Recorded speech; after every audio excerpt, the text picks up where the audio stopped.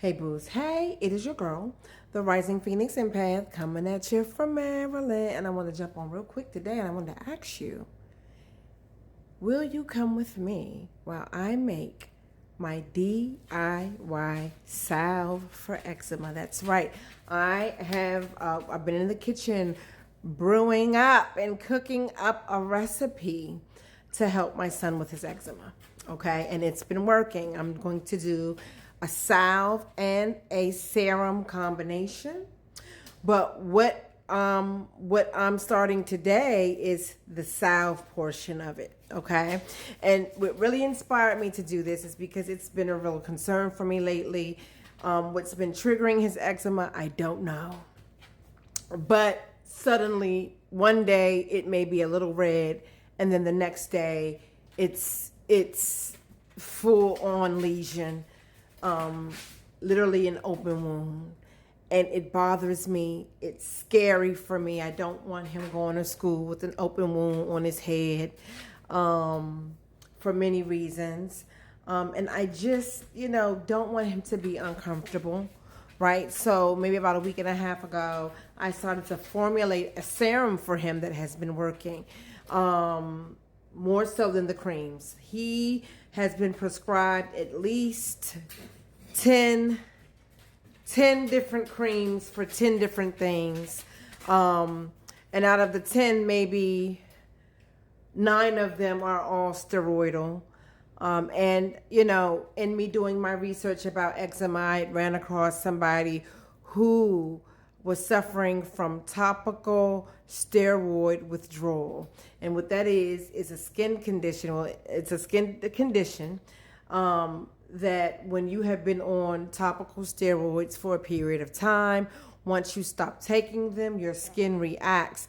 Your entire skin will blister. Not just the areas where the issue was, not just the areas where the eczema was, but your entire body can blister. And it's been, I've been seeing these videos of these people and how they overcame it. And, it scared me. It scared me. It woke me up. And I said, you know what? I would rather concoct something myself than to continue to use topical steroids that really aren't even working that well anyway for him.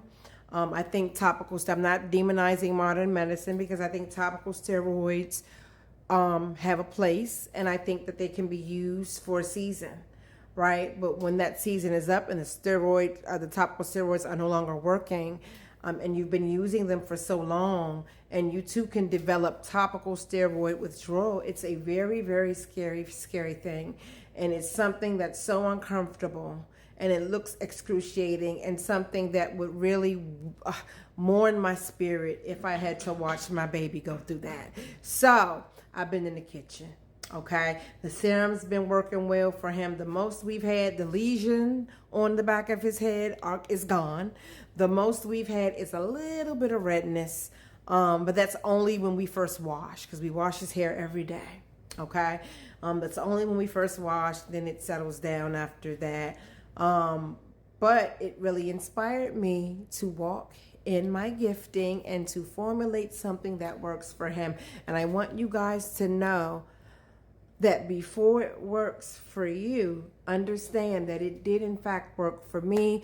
I'm going to bottle this stuff. I'm going to bottle the serum. I'm going to bottle the salve, and I'm going to be selling it soon. And today, I want you to walk with me as I start the process. What I've done, these are herbs steeping in oil. So what I've done is I've got about 60% of fractionated coconut oil. I have about 30% of apricot kernel oil and about 10% of almond oil. And I have these oils, I have the herbs steeping in the oils, and I'm just going to give you 3 herbs that I've used. I've used more than that. This is a whole array of herbs, right, that I'm using for my salve. But I'll tell you the main ones that I've used was calendula, lavender, and calendula, lavender, and chamomile, just to name a few. I'm not going to give you the whole recipe just yet, but I have all of my herbs, so you can look and guess what it is. I have all of my herbs steeping in this good high quality oil, waiting to be turned into, this is going to be the salve. Now the serum is going to be different than this, but this is for, specifically it's for the salve, okay? And it's going to be a 2-ounce salve, and I cannot wait. Today is April the 30th, 2025. I have bottled and steeped my herbs in the finest of oils.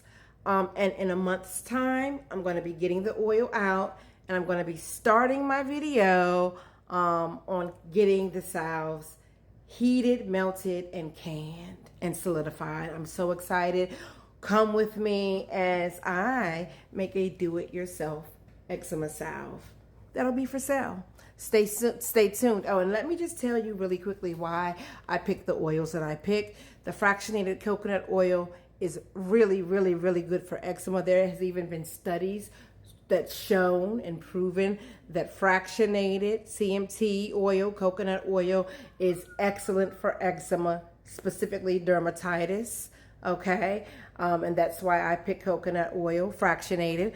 I also picked the apricot kernel oil because it has amazing properties for wound healing. And it's been excellent for wound healing. So I have apricot kernel oil, and I used almond oil kind of as my filler oil, right? But I also use it because it has very, very, very good hydration qualities. So the best of the best is in this bottle and waiting. I'm so excited. Come with me as I make this do-it-yourself eczema salve so that we can say goodbye to topical steroids. Stay tuned. Oh, well, to be continued in a month.